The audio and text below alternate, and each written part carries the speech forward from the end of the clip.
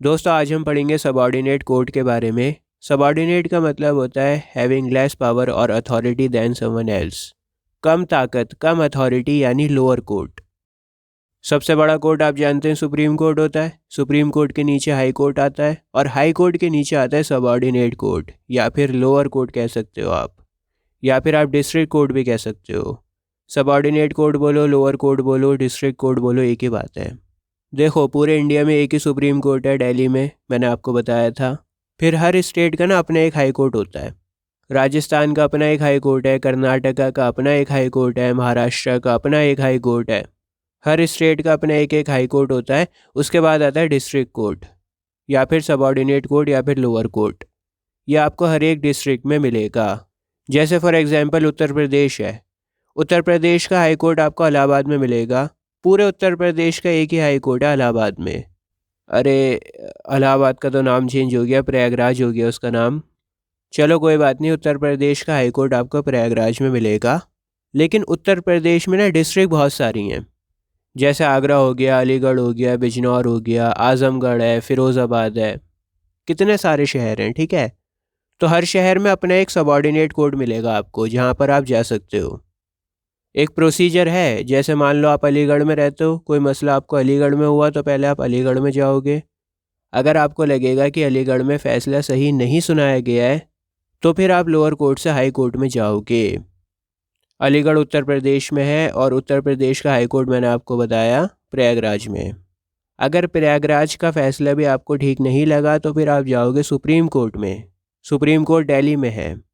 Supreme court का आखिरी फैसला होगा, सुप्रीम कोर्ट के ऊपर आप नहीं जा सकते हो। सुप्रीम कोर्ट सबसे बड़ा है।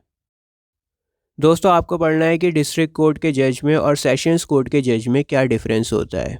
देखिए सबऑर्डिनेट कोर्ट भी अलग अलग जगह डिवाइडेड है। जैसे अलग अलग मसले होते हैं, कोई डाइवोर्स का मसला होता है, कोई दहेज का मसला होता है, कोई मर्डर का होता है, कोई चोरी का मसला होता है। तो अलग अलग मसलों के लिए अलग अलग कोर्ट्स भी हैं। अगर प्रॉपर्टी से रिलेटेड, पैसों से रिलेटेड, शादी या डाइवोर्स से रिलेटेड कोई मसला है तो आप जाएंगे सिविल कोर्ट में।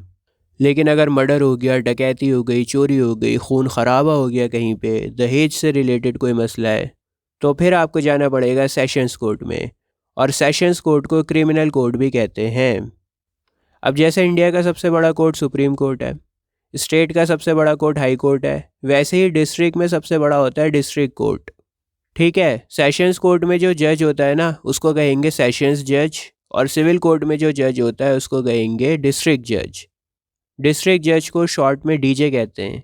लेकिन ये वाले डीजे भाई साहब गाने को नहीं बजाते, ये मुजरिमों को बजाते हैं। अच्छा, डिस्ट्रिक्ट जज और सेशंस जज दोनों को अपॉइंट करने का प्रोसीजर सेम ही होता है। दोनों को अपॉइंट करता है गवर्नर। मैं आपको बताऊं, गवर्नर खुद प्रेसिडेंट के नीचे काम करता है। एक तरह से स्टेट का प्रेसिडेंट होता है गवर्नर। अब क्योंकि लोअर कोर्ट का जज है तो यहाँ पर प्रेसिडेंट की ज़रूरत नहीं है, गवर्नर खुद संभाल लेता है यहाँ पर, क्योंकि मामला थोड़ा नीचे का है। और गवर्नर कंसल्टेशन करता है, बातचीत करता है उस स्टेट के हाई कोर्ट के चीफ जस्टिस के साथ में। जैसे मान लो राजस्थान के किसी लोअर कोर्ट में अपॉइंटमेंट होनी है जज की, तो फिर राजस्थान का हाई कोर्ट जोधपुर में पड़ता है, तो राजस्थान का गवर्नर जोधपुर हाई कोर्ट के जज से कंसल्टेशन करेगा और फिर उस जज को अपॉइंट करेगा। दोस्तों सिविल कोर्ट में सज़ा होने के चांसेस बहुत कम होते हैं, यहाँ पर फ़ाइन कटता है। सिविल कोर्ट का मेन मकसद होता है लॉ एंड ऑर्डर को मेंटेन करना, गवर्नमेंट के लिए टैक्स को कलेक्ट करना। लेकिन दूसरी तरफ सेशंस कोर्ट में सज़ा होने के चांसेस बहुत ज़्यादा होते हैं। यहाँ तक कि फांसी की सज़ा को भी सुना सकता है सेशंस कोर्ट।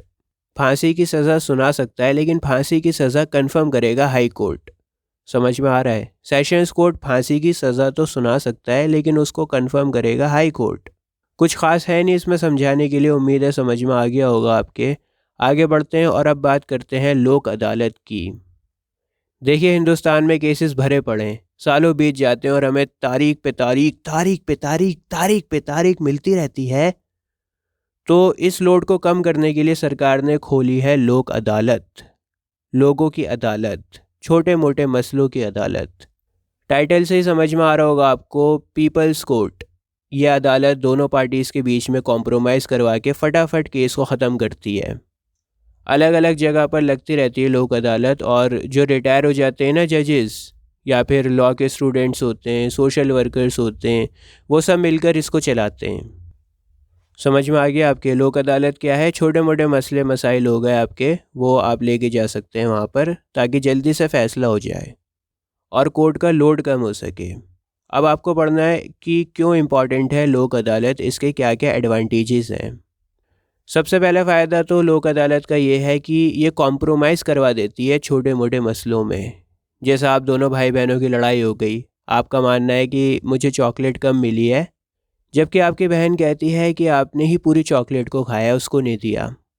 तो लोक अदालत बीच में पढ़ के सुलह करवा देगी, समझा देगी आपको कि ज़िंदगी ज़्यादा कीमती है, चॉकलेट तो दोबारा भी आ जाएगी। समझ पा रहे हो? छोटे मोटे झगड़ों में अगर कोर्ट जाओगे तो तारीख़ों पे तारीख़ मिलती रहेंगी। तो इसी वजह से लोक अदालत घर के दादा की तरह होती है। जिस तरह से घर के बड़े दादाजी घर के छोटे मोटे मसलों को सुलझा दिया करते थे, वैसे ही लोक अदालत भी करती है। दूसरा एडवांटेज ये है कि लोक अदालत में एक तो ख़र्चा नहीं होता है आपका, और दूसरा ये है कि बड़ी जल्दी फ़ैसला हो जाता है यहाँ पर आपको कोई वकील हायर नहीं करना। आप कागज़ के ऊपर सीधी सीधी एप्लीकेशन लिख कर भी लोक अदालत में जा सकते हो। एक कोरे कागज़ के ऊपर लिखो कि मुझे ये परेशानी है और सीधा लोक अदालत में चले जाओ। कोई ज़्यादा प्रोसीजर नहीं है, कोई वकील वगैरह हायर करने की ज़रूरत नहीं है आपको। अब जो बेचारा गरीब इंसान है, जो कम पढ़ा लिखा इंसान है, सीधे साधे लोग हैं, भोले भाले, उनके लिए बड़ी काम की चीज़ है। एक गरीब कम पढ़ा लिखा इंसान कहाँ तक कोर्ट में जाएगा, उसके क्या समझ में आएगा कानून, कहाँ तक वो वकीलों के चक्कर काटेगा। तीसरा बेनिफिट है कि कोई भी कोर्ट में जाने से पहले लोक अदालत में जा सकता है। देखो, अगर लोक अदालत में मसला सुलझ जाता है तो फिर काफ़ी पैसा भी बचेगा, आपका टाइम भी बचेगा। तो पहले एक ट्राई कर सकते हो लोक अदालत में, क्या पता समाधान मिल जाए।